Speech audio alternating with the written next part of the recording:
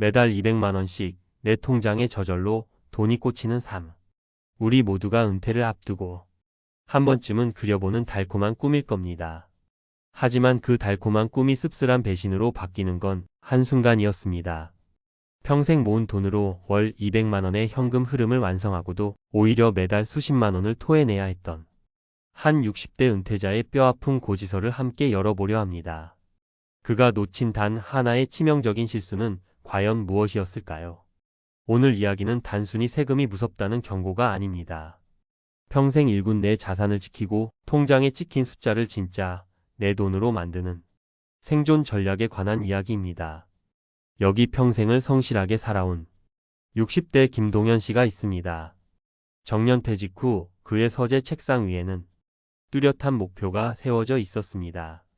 국가에서 받는 국민연금 월 80만원에 그동안 피땀 흘려 모은 돈으로 매달 200만원의 배당금을 더해 아내와 함께 편안한 노후를 보내는 것. 수십 개의 기업 보고서를 읽고 시장에 등락에 가슴 졸이면서도 뚝심 있게 한 주 한 주 우량주를 모았습니다.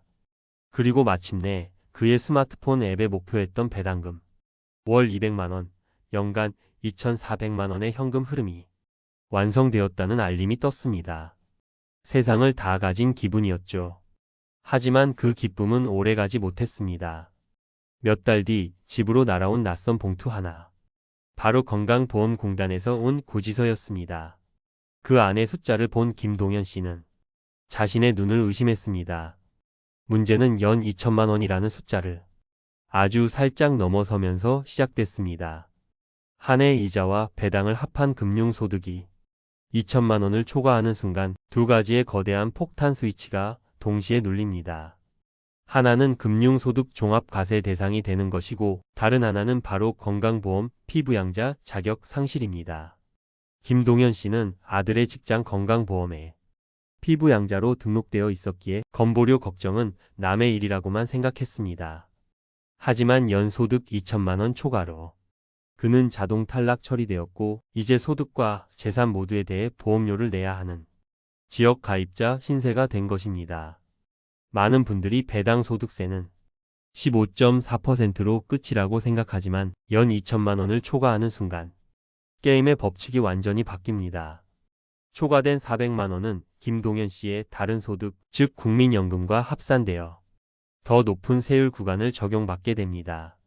실제로 다른 소득이 있는 상태에서 금융소득이 늘어나면 최고 세율이 49.5%까지 치솟을 수 있다는 것이 전문가들의 경고입니다.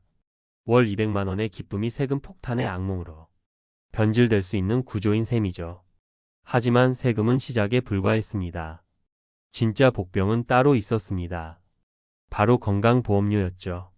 앞서 말씀드린 것처럼 김동현 씨는 지역 가입자로 전환됐습니다. 여기서 우리가 반드시 알아야 할 중요한 차이가 있습니다. 한 분석에 따르면 직장 가입자는 금융소득이 2천만원을 넘어도 초과분에 대해서만 건보료가 추가로 붙습니다.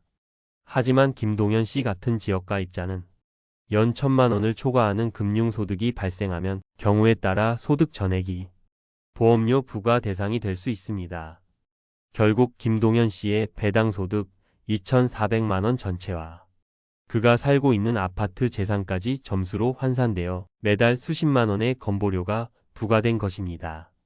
월 200만원을 벌었지만 세금과 건보료를 제하고 나니 손에 쥐는 돈은 예상보다 훨씬 초라해졌습니다. 그의 통장을 스쳐 지나간 200만원은 이제 기쁨이 아닌 상실감으로 다가왔습니다. 이런 세금과 건보료의 함정은 비단 김동현 씨 개인의 문제만은 아닙니다.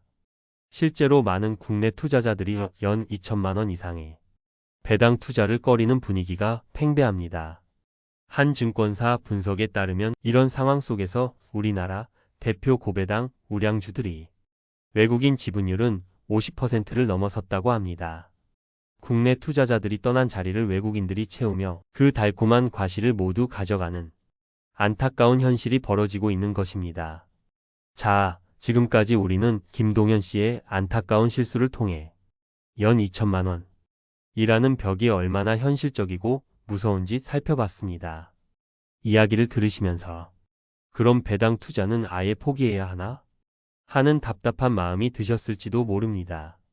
여러분이라면 이 상황에서 어떤 선택을 하셨을 것 같나요?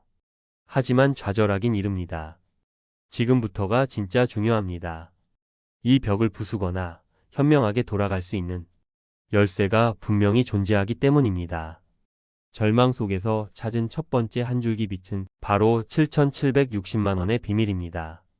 만약 다른 근로소득이나 사업소득, 연금소득이 전혀 없이 오직 금융소득만 있다면 연간 7,760만 원까지는 추가적인 종합소득세 부담이 거의 없습니다.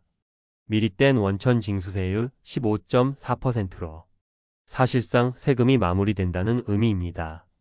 무조건 2천만 원이 넘으면 큰일 나는 게 아니라 나의 전체 소득 구조가 어떻게 짜여 있는지에 따라 유불리가 극명하게 갈리는 것입니다. 가장 현실적인 첫 번째 전략은 소득 관리입니다.